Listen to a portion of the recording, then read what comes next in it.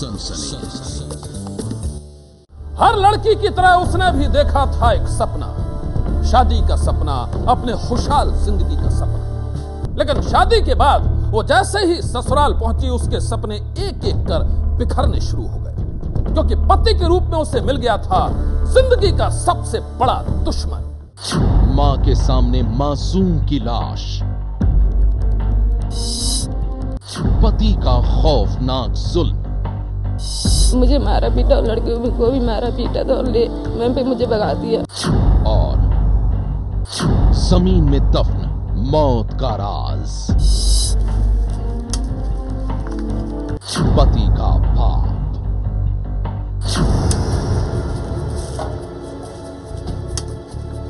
गुरुवार को आगरा के थाना जगदीशपुरा इलाके में पुलिस जमीन में दफन एक मासूम की लाश को निकालने में जुटी थी और इस मंजर को देखकर मां की आंखों से आंसुओं का सैलाब फूट पड़ा।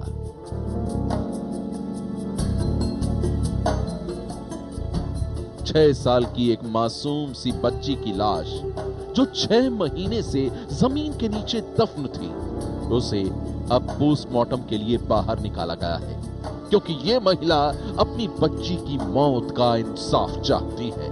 इस महिला का आरोप है कि उसकी बच्ची का कत्ल किया गया है और कातिल कोई और नहीं बल्कि उसका ही पति और ससुराल वाले हैं। मेरे पति ने और मेरी सास और मेरी चचिया ससुर ने हत्या की है मिलके उसकी। पति और ससुराल वालों पर कत्ल का आरोप लगा रही ज्योति नाम की ये महिला पश्चिमी उत्तर प्रदेश के एटा जिले की रहने वाली है। 6 महीने पहले ज्योति की मासूम सी बच्ची की रहस्यमय हालत में मौत हो गई थी और ज्योति ने जब अपनी बेटी की मौत का खुलासा किया तो लोग सन्न रह गए, क्योंकि ज्योति अपनी बेटी की मौत का गुनाहगार अपने ही पति और ससुराल वालों को बता रही थी। लेकिन क्यों? इस तहकीकात से पहले हम आपको सुनाते हैं ज्योति की वो कहानी जो 8 साल पहले शुरू हुई थी। ज्योति के मुताबिक साल 2006 में उसकी शादी आगरा के जगदीशपुरा निवासी रविंद्र सिंह से हुई थी। शादी के वक्त तो सब कुछ ठीक ठाक था, लेकिन जैसे ही ज्योति ने बेटी को जन्म दिया, उसकी जिंदगी बद से बदतर होती चली गई। ज्योति के मुताबिक उसके पति और ससुराल वाले बेटी पैदा होने से बेहद खफा रहने लगे, यहां तक कि वो आए दिन उससे मारपीट करने लगे। वो नहीं चाहते थे कोई भी लड़की हो, शुरू से उन्होंने यही चाहा कि लड़के आओ उसके घर में। वो लड़की हो गई, इस वजह से वो मुझे भी मारा पीटा करते थे और लड़की को भी मारा पीटा करते थे। मैंने कोई शिकायत नहीं की थी, मैंने कहा आपसी मामला है, मैंने कहा सुधर जाएंगे, आज नहीं तो कल चाहेंगे लड़की को। ज्योति की मां ने तो 6 महीने पहले उसके पति ने बेटी के साथ उसे घर से बाहर निकाल दिया था। इसके बाद ज्योति अपनी बेटी को लेकर आगरा से एटा अपने मायके आ गई, लेकिन कहानी यहीं खत्म नहीं हुई। वो मुझे मारा पीटा करते थे, दारू पी के आया करते थे। कुछ दिन ही हुए थे लड़की को वहाँ पे लाए हुए, बस एक अगस्त को ये लेके आए थे और 2 अगस्त को मैं रिटर्न वापस आई थी यहाँ पे लड़की को ले जाने के लिए। मैंने कहा कि मेरे को लड़की दे दो, लड़की मेरे बिना नहीं रह पाएगी। तो इन्होंने मुझे मारा पीटा और लड़की को भी मारा पीटा था और मैं पे मुझे भगा दिया। ज्योति के मुताबिक एक दिन उसका पति बेटी शिवानी को अपने साथ आगरा ले गया और फिर कुछ दिन बाद ही ससुराल से ये फोन आया कि शिवानी की मौत हो गई है। ज्योति के मुताबिक उसने जब अपनी बच्ची की लाश देखी तो उसके मुंह से खून निकल रहा था और उसका हाथ टूटा हुआ था। ज्योति का आरोप है कि उसकी बेटी की बेरहमी से हत्या की गई। मेरे मम्मी ससुर ने खबर दी थी कि ज्योति तेरी लड़की की डेथ हो गई है। जब मैं शाम को आई थी यहाँ पे 6 बजे आई थी तो मैंने देखा था मेरी लड़की के मुंह से खून निकलना था और माथे पे भी चोट थी और 1.5 हाथ में चोट लगी हुई थी उसके। तो मैंने फिर उनसे पूछा भी था कि चोट कैसे लगी, तो उन्होंने मुझे दुत्कार दिया, ऐसे उसे लाश से अलग हटा दिया मेरे को। ज्योति ने ठान लिया था कि वो अपनी बेटी की मौत का सच दुनिया के सामने लाकर ही रहेगी, लेकिन पुलिस के रवैये ने उसके दुख को और बढ़ा दिया। ज्योति का आरोप है कि वो महीनों तक एटा से आगरा तक पुलिस थानों के चक्कर लगाती रही, लेकिन पुलिस ने उसकी रिपोर्ट तक नहीं लिखी। पुलिस के रवैये से थक हार कर आखिरकार ज्योति ने हाई कोर्ट का दरवाजा खटखटाया। ज्योति के मुताबिक 23 सितंबर 2013 को हाई कोर्ट ने ज्योति की बेटी की लाश को कब्र से बाहर निकालकर पोस्टमार्टम करवाने का आदेश दिया। मैं इधर उधर भागती रही, कहीं भी मेरी सुनवाई नहीं हुई। फिर आखिर में मैं हाई कोर्ट तक गई। हाई कोर्ट से फिर मेरे मान में ऑर्डर कर दिए थे सर ने, तब मैंने यहाँ पे तफ्तीश दी है। फिर मेरे कोर्ट में मुकदमा दायर किया गया था। साथ ही ज्योति के पति और बाकी आरोपियों के खिलाफ मुकदमा दर्ज कर मामले की तहकीकात के लिए भी कहा गया। लेकिन हैरानी की बात है कि हाई कोर्ट के इस आदेश के बाद भी महीनों तक पुलिस प्रशासन हरकत में नहीं आया और अब 6 महीने बाद पुलिस ने जमीन में दफन ज्योति की बच्ची की लाश को बाहर निकालकर उसका पोस्टमार्टम करवाने के लिए भेजा है। जमीन में दफन बच्ची की लाश निकालने के लिए आए अधिकारी का कहना है कि उन्होंने आदेश मिलते ही तुरंत कार्रवाई की है। इससे पहले क्या हुआ वो नहीं जानते। ये बता रहे हैं आईओ कि इसमें कोई डायरेक्शन माननीय उच्च न्यायालय का हुआ है, जिसके तहत एफआईआर दर्ज हुई। एफआईआर के बाद इन्वेस्टिगेशन शुरू हुआ, तफ्तीश शुरू हुई। तफ्तीश शुरू होने के बाद इसमें इन लोगों ने 100 का अंत परीक्षण पोस्टमार्टम कराए जाने के लिए खुदाई की है। और जबकि मुलजिम के विरुद्ध अगर ऐसा है तो एफआईआर हुई तो और भी कार्रवाइयां की जानी चाहिए। ज्योति की बच्ची की लाश को पोस्टमार्टम के लिए तो भेज दिया गया है, लेकिन बेटी की मौत का आरोपी और ज्योति का पति अब भी पुलिस की गिरफ्त में नहीं आया है। पुलिस की इस लापरवाही के बावजूद ज्योति उम्मीद का दामन थामे हुए है। वो अब भी इस उम्मीद में है कि एक दिन उसकी मासूम बच्ची की मौत का इंसाफ होगा और जिस पति को वो अपनी बेटी की मौत का गुनहगार मानती है, वो एक दिन सलाखों के पीछे होगा। सनसनी के लिए आगरा से पंकज गुप्ता की रिपोर्ट। जिंदगी की कहानी भी बड़ी अजीब होती है। कल तक जो अपना होता है, बेहद अजीज होता है, एक पल में ही अनजाना सा लगने लगता है। उस औरत के साथ भी कुछ ऐसा ही हुआ। जिसे वो अपना मानती थी, अपना समझती थी, उसी शख्स से अब उसे लगता है डर। लेकिन क्यों? दास्तान बेहद सनसनीखेज है। प्यार के बाद शादी, पुत्र पौत्रम धनम दानम, शादी के बाद सितम और फिर पति के इशारे पर गैंग रेप।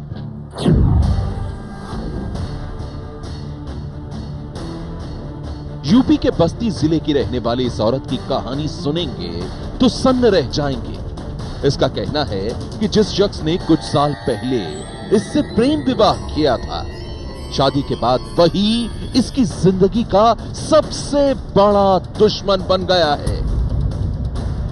ऐसा दुश्मन जिसने पैसों के लिए इसकी इज्जत की बोली लगा दी और फिर इसे अपने दोस्तों के हवाले कर दिया, उन शैतानों के हवाले कर दिया जिन्होंने इसके घर में ही इसके साथ किया गैंग रेप।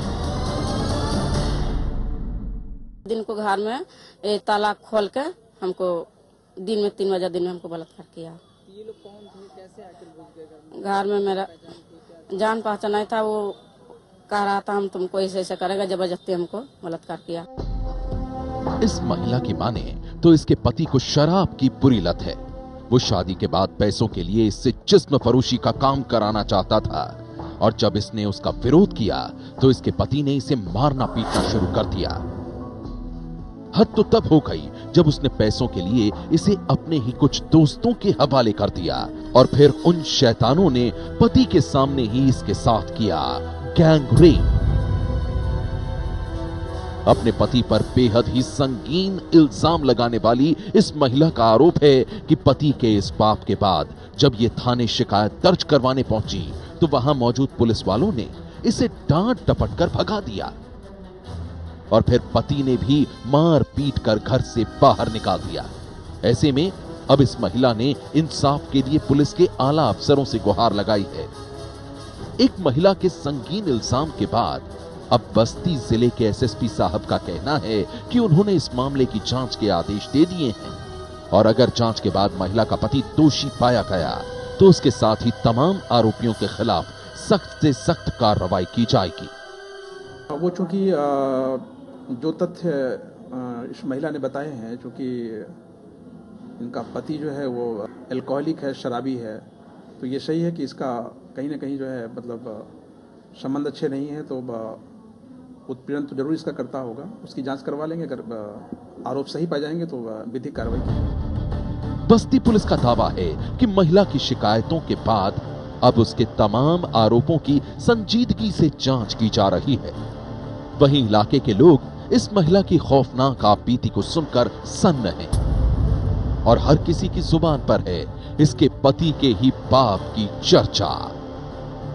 सनसनी के लिए बस्ती से सतीश श्रीवास्तव की रिपोर्ट।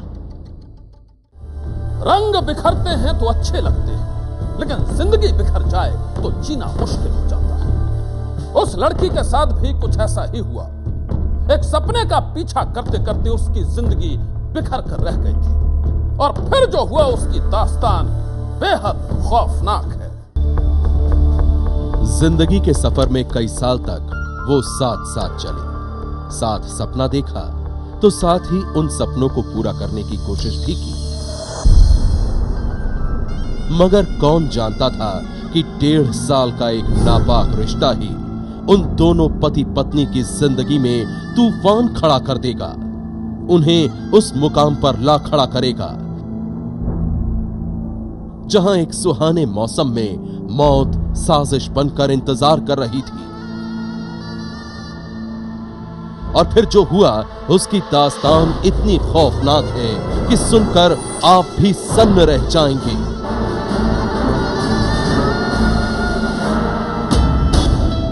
सुहाने मौसम में पति ने रची साजिश और फिर खत्म हो गई पत्नी की जिंदगी।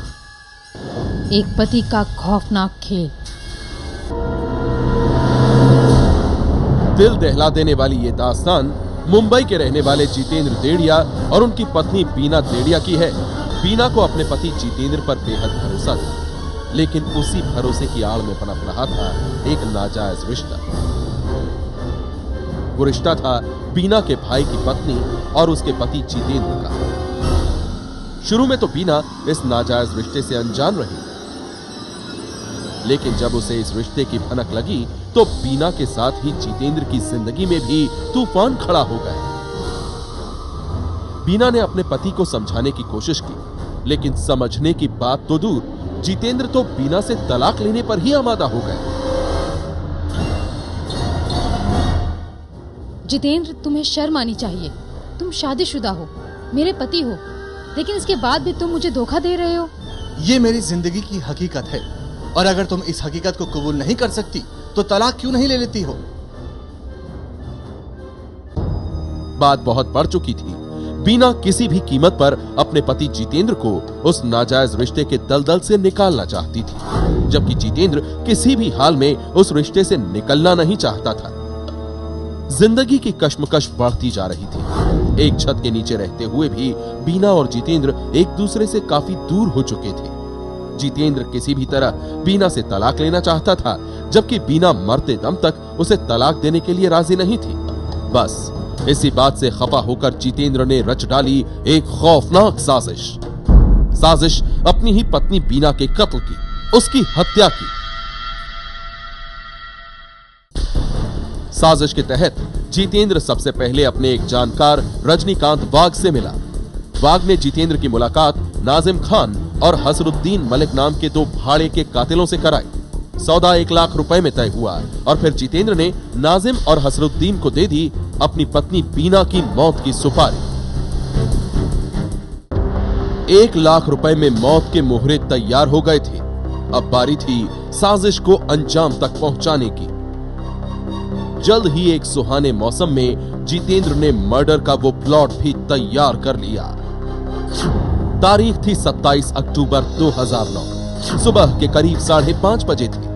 जितेंद्र ने अपनी पत्नी बीना को कहा, चलो इस सुहाने मौसम में साथ जॉगिंग कराते हैं। बड़े दिनों के बाद पति ने इतने प्यार से कहा तो बीना इनकार भी नहीं कर सकी। वो जितेंद्र के साथ जॉगिंग के लिए निकल गई, लेकिन उसे कहां पता था घर से बाहर निकलते ही मौत उसका इंतजार कर रही है।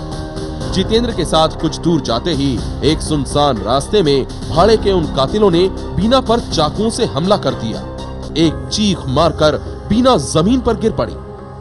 कातिलों ने बीना को मरा हुआ समझा और फिर पूरे मामले को लूटपाट का रंग देने के लिए वो बीना के पहने हुए जेवरात को झटक कर वहां से चलते बने। थोड़ी ही देर बाद जितेंद्र को लगा कि बीना मरी नहीं है बल्कि वो जिंदा है।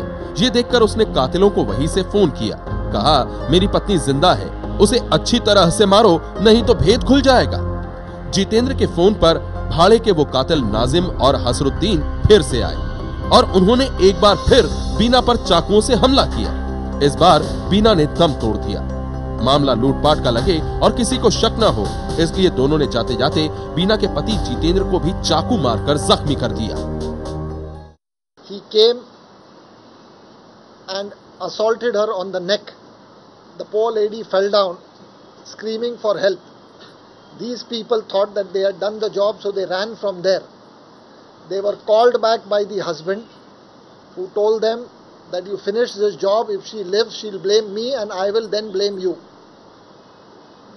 So Nazim comes back and then delivers another stab injury in the stomach. सुबह सुबह हुई सनसनीखेज वारदात ने मुंबई पुलिस को हिलाकर रख दिया। शुरू में पुलिस इस मामले को लूटपाट से ही जोड़कर देख रही थी, लेकिन जब इस मामले की संजीदगी से जांच की गई तो बेनकाब हो गई जितेंद्र की साजिश। इसके बाद पुलिस ने बीना के कत्ल में शामिल भाड़े के दोनों कातिलों नाजिम और हसरुद्दीन के साथ साजिश रचने वाले जितेंद्र, उसकी महबूबा रूपल और रजनीकांत वाघ को गिरफ्तार कर लिया। एक पति की इस खौफनाक साजिश के खुलासे से मुंबई के लोग भी हैरान रह गए। किसने सोचा था जिस शख्स ने 7 जन्म तक साथ निभाने का वादा किया था वही अपनी पत्नी का कातिल निकलेगा। सनसनी के लिए मुंबई से गणेश ठाकुर की रिपोर्ट। सनसनी।